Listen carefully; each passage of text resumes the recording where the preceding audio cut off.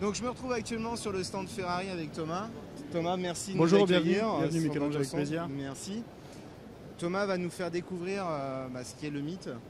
Ferrari, un mythe. Eh oui, un mythe en F1 justement, puisqu'on la voit juste ici. La voiture de Fernando Alonso qui a gagné les deux derniers Grands Prix. Ah ouais. Donc, une belle réussite, ça y est, c'est reparti. C'est reparti. On va pas trop en parler parce qu'on est superstitieux, mais c'est vrai que pour l'instant, c'est bien parti, on va dire.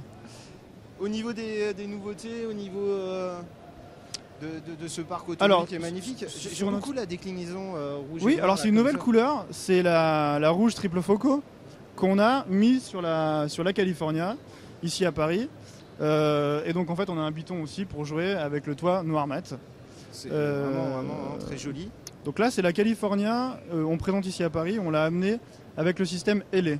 High Emotions, Low Emissions, donc haute émotion, enfin forte émotion et baisse des émissions. Ouais. Donc c'est un système avec le système Stop and Start qu'on avait présenté à Genève. Et on a travaillé sur l'efficacité véhicule et l'efficacité moteur. Je ne vais pas rentrer dans les détails, mais en gros c'est un travail sur la pompe à essence, sur les consommations et les réductions d'émissions pour que la California ait une baisse d'émissions de CO2 de 23%. Ce qui est énorme. On l'a présenté il y a 2 ans ici à Paris justement. Elle était à 299 et maintenant on est passé à 270. Donc c'est la place leader sur son segment à l'heure actuelle en termes de réduction d'émissions de CO2. Oui, c'est important pour nous. Oui, non, puis c'est exceptionnel comme pour le genre d'auto. Ouais, là. En fait, le système LA, il est inauguré par la California justement, parce qu'on là, on a 23% de réduction sur la California, mais ça va être un système qui pourrait être amené à être placé sur notre voiture de la gamme, la 458. Je pense justement à elle qu'on voit juste ici. Je vais vous montrer tout à l'heure. Ouais. Et sur les autres voitures de la gamme, il est amené à évoluer en fait. Le système LA, ça va être le système qui va être mis en place pour la réduction des émissions de CO2 et des consommations pour Ferrari, puisque c'est quelque chose de super important par rapport à Boxel, où on doit travailler dessus, et pas que nous d'ailleurs, même dans les autres constructeurs de luxe. Mais c'est bien que Ferrari s'y mette et avance dans le bon sens, et on garde toujours cette sensation au volant d'une Ferrari. Voilà. Alors le gros challenge de nos ingénieurs, c'est de garder les émotions de conduite, puisqu'une Ferrari doit rester une Ferrari, et de réduire les émissions pour l'environnement et les consommations. Ça, c'est un gros défi. Oui, c'est un très gros défi, mais on y arrivera. On peut voir un petit peu l'intérieur. Si elle est ouverte, oui. Je pense que elle est ouverte. Chez Ferrari, on ne ferme rien. Ouais. Donc là, vous avez tout un... J'en profite justement, qu'on voit l'intérieur, vous m'y faites penser. Là, vous avez tout un concept de personnalisation qui rend unique la California. C'est que le client peut personnaliser sa voiture. Donc par exemple, je pense au carbone que vous avez sur la console centrale, au carbone que vous avez sur le volant. Donc le client peut choisir, et je vous amènerai tout à l'heure dans un endroit privilégié, dans l'atelier, où les gens peuvent configurer leur propre voiture et avoir leur joyau à eux tout seuls. D'accord, donc avoir vraiment un modèle unique. Un modèle, on va dire, oui, unique, personnalisé selon leurs envies. Alors c'est très joli la plaque en carbone au milieu, en plus avec l'ouverture en dessous, c'est vraiment très très joli. Donc celle-ci s'ouvre, le toit ouvrant, le toit se rétracte. Grande première pour Ferrari, il y a 2 ans quand on l'a présenté à Paris, c'est le toit rigide escamotable. Donc en fait la cinématique est assez rigolote. Je crois qu'on va peut-être nous la faire. On vous la fera peut-être tout à l'heure. Le toit en fait se plie en 2 parties en 15 secondes, donc c'est du super rapide pour ranger un toit. Et c'est une grande première, c'est une voiture des grandes premières il y a 2 ans, puisque c'était la première fois le hardtop, la première fois le V8 à l'avant, la première fois l'injection directe et la première fois le double embrayage. Donc c'était une voiture des grandes premières, c'est pour ça qu'on a voulu rompre un petit peu aussi avec le design habituel de Ferrari. C'est une voiture en fait vraiment facile à utiliser au quotidien, mais que vous savez que vous avez une vraie Ferrari entre les mains quand vous souhaitez vous faire plaisir sur circuit. Alors là on passe sur quelque chose d'un petit peu plus ultime encore. D'un peu plus ultime, c'est une voiture de course pour la route, beaucoup de gens le disent, la 458 Italia, la dernière née, présentée à Francfort l'année dernière. Je vais pas dire l'âme absolue, mais pas loin quand même. Pas loin. Le V8 570 chevaux de Ferrari, avec un design assez particulier et puis qui rend hommage au passé. À l'arrière, vous avez les 3 pots d'échappement de la F40 et 2 profils, mais ça c'est plus personnel, mais la presse aussi le dit.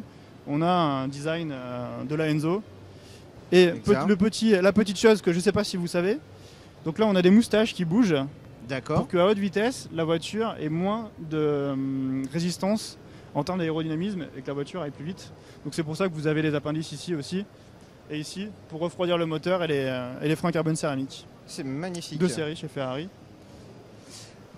Bien évidemment. Moi, je pense que c'est important de vous présenter l'intérieur aussi de la voiture. Je pense, parce que c'est une œuvre d'art. Cette auto est vraiment une œuvre d'art. Et c'est un nouveau concept, le volant, qu'on va voir. Bah, attendez, je vais vous le montrer tout de suite. Je me permets, j'ouvre de tous les côtés. Hein, parce que voilà, bon, on va de tous les côtés. C'est vraiment magnifique. Et en fait, c'est le volant. La nouveauté, c'est que tout est mis à disposition du conducteur pour qu'il évite de quitter la route des yeux. Donc vous n'avez plus aucun commodo, vous avez les clignotants sur le volant, les phares, les essuie-glaces. Tout est sur le volant. Tout est sur le volant. C'est une grande première, ça. C'est une grande première. Et c'est ce qu'on appelle chez nous la relation homme-machine, entre guillemets, pour que vraiment la personne soit concentrée sur la piste, sur la route. L'une ou l'autre, mais en tout cas toujours concentrée. C'est ça, les clignotants sur la piste, ça sert quand on est sur les stands, mais bon, c'est surtout pour la route. Juste pour signaler qu'on rentre au stand. Oui, voilà. Mais non, c'est une grande première. Donc ce qui fait que ça évite aussi tous ces commodos qu'on pouvait avoir un peu disgracieux des fois autour du volant. Donc là, on a que les palettes, les commodos autour du volant, voilà. sur et puis le après, volant. à gauche et à droite, les gestions de tout ce qui est médias, navigation, téléphonie, et puis VDA, donc Vehicle Dynamic Assistance, où vous avez un écran qui vous indique selon la couleur si la température des pneus, des freins, du moteur sont assez à température. Donc si c'est bleu, c'est qu'il faut faire chauffer la voiture. Encore. Vert, vous pouvez y aller. Et rouge, il faut faire refroidir. D'accord. Donc vous avez vraiment toutes les données nécessaires pour aussi bien s'amuser que pour le quotidien. Voilà, tout à fait. Et c'est une voiture qui, en ville, est assez discrète, puisqu'elle a aussi l'injection directe, etc., qui avait été développée sur la California. Donc c'est une voiture utilisable au quotidien et sur piste, assez redoutable, surtout avec la boîte de vitesse de l'embrayage. La presse internationale a été assez unanime sur ce sujet-là. C'est vraiment la rapidité de la boîte. Voilà. Je me permets de voir que le capot moteur est ouvert. Est-ce qu'on peut carrément ouvrir et mais voir bien vraiment sûr. Cette œuvre d'art, parce qu'on voilà. on va appeler ça comme ça, c'en est une. C'est ça. Donc là, vraiment, la possibilité toujours de visualiser son moteur. Voilà, et vous avez le cheval derrière vous qui peut, enfin le cheval, pardon, le moteur qui derrière vous pousse et que vous sentez encore plus présent chez vous. Toujours, voilà, moteur central. Moteur central arrière, voilà, avec une répartition des masses pratiquement de 50% à l'avant et à l'arrière. Et toujours sous le plexiglas pour les V8 à l'arrière pour que les gens puissent admirer le moteur. Et donc voilà, ce que je vous disais, c'était les trois échappements de la F40. Oui. C'est vraiment un beau clin d'œil, on voit avec l'extracteur en dessous. Tout est pensé sur cette voiture en termes d'aérodynamique, toutes les appendices et toutes les formes que vous voyez, par exemple, je pense à cette forme qui suit comme ça. Oui. Tout est pensé pour la circulation de l'air et pour plaquer la voiture sur le sol afin qu'elle soit le plus efficace. Oui, parce que c'est vrai que souvent, ce qu'on peut constater sur une Ferrari, c'est que contrairement à d'autres marques, vous n'avez absolument pas d'aileron. On n'a jamais d'aileron. On n'a jamais d'aileron puisque l'aérodynamique de la voiture est vraiment pensée avec l'extracteur en dessous. Les moustaches devant que je vous ai montré sont vraiment faites pour que la voiture soit vraiment plaquée au sol et qu'elle puisse avoir ce grip et puis cette maniabilité qui font de Ferrari. Vraiment magnifique. Après, et puis la petite surprise du mondial qu'on avait bien cachée. Encore une autre œuvre d'art. Voilà, alors là c'est une œuvre d'art encore plus unique puisqu'il y a 80 exemplaires dans le monde. On est bien d'accord. Uniquement 80 exemplaires, voilà. Et tous vendus. Tous vendus. Donc c'est pas la peine. Ne cherchez pas, il n'y en a plus. Ah, il n'y en a plus du tout. Là, on n'en a plus du tout. On l'avait présenté en privé à quelques clients privilégiés. Alors elle s'appelle la SA Aperta. Alors SCA Aperta en italien. Oui. SCA pour Sergio et Andrea Pininfarina. Et pourquoi 80 exemplaires, vous allez me dire, pour les 80 ans de Pininfarina. C'est un hommage, donc c'est la première fois que Pininfarina ne collabore pas beaucoup sur la voiture et que c'est vraiment le centro di stile des Ferrari qui a travaillé sur la voiture. Qui a travaillé sur la... Alors, je vois le design de la planche de bord et haute, c'est vraiment très joli. Alors en fait, c'est un dérivé ouvert de la 599 que vous avez juste à côté.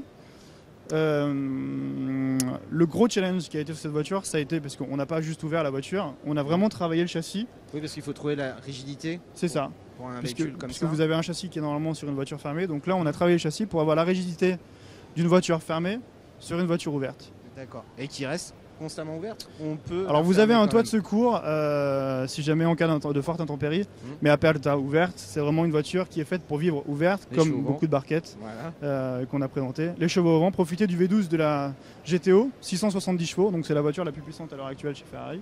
Et on arrive à conserver quand même une rigidité en étant ouvert. Tout à fait. C'est là vraiment un gros c'est là le gros challenge de l'aérodynamisme et aussi du châssis que je vous parlais, puisqu'on a vraiment travaillé là-dessus afin d'avoir une rigidité et une voiture efficace constamment sur la route. Et puis avoir une ligne vraiment spectaculaire, elle est vraiment magnifique.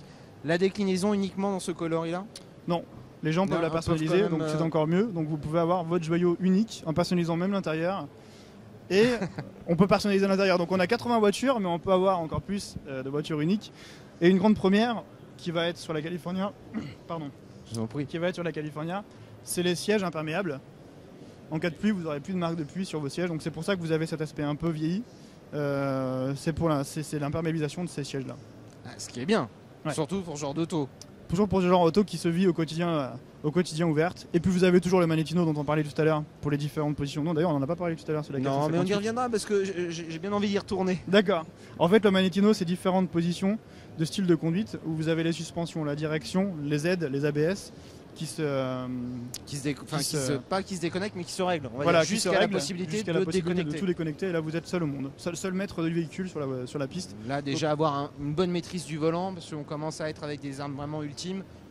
Il faut avoir une bonne Il connaissance. faut être aussi déjà. sur piste surtout. Voilà, surtout, C'est- oui. C'est beaucoup. Et on a la boîte de vitesse de la GTO aussi, 70 millisecondes pour le passage de rapport. Donc pas double embrayage comme la 458, mais vraiment la boîte de vitesse super efficace de la GTO. Qui D'accord. était aussi une édition limitée de 599 Et on exemplaires. conserve un coffre. Et on Bonne conserve un question. coffre, on a plus de coffres que la 599, je crois qu'on peut pas l'ouvrir celui-là par contre. Non, mais c'est juste savoir par curiosité si on conservait un coffre ou pas. Bah, on a un coffre qui est encore plus gros que celui de la 599 Attendez. puisque vous avez le pare-brise qui vient plus ici, donc vous avez toute cette place-là qui est disponible. Donc on a augmenté de 20 litres, je crois, par rapport à la 599 normale. Donc, sensation, vu qu'on a un véhicule Voilà. aussi rigide. Tout à fait. Performance, on va pas se le cacher. Du confort quand même.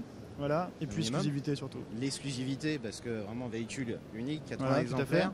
Et la possibilité en plus de pouvoir utiliser des baillages. Ce qu'on reproche en règle générale à ce genre de véhicule. Alors sur la 458 Italia, c'est moins, bah justement le coffre est ouvert, on ira le voir tout à l'heure, où vous avez vraiment de la place pour mettre des voitures, des affaires, parce que le coffre est vraiment profond. très profond. Ouais. Et là, on a vraiment un grand coffre en plus. Voilà.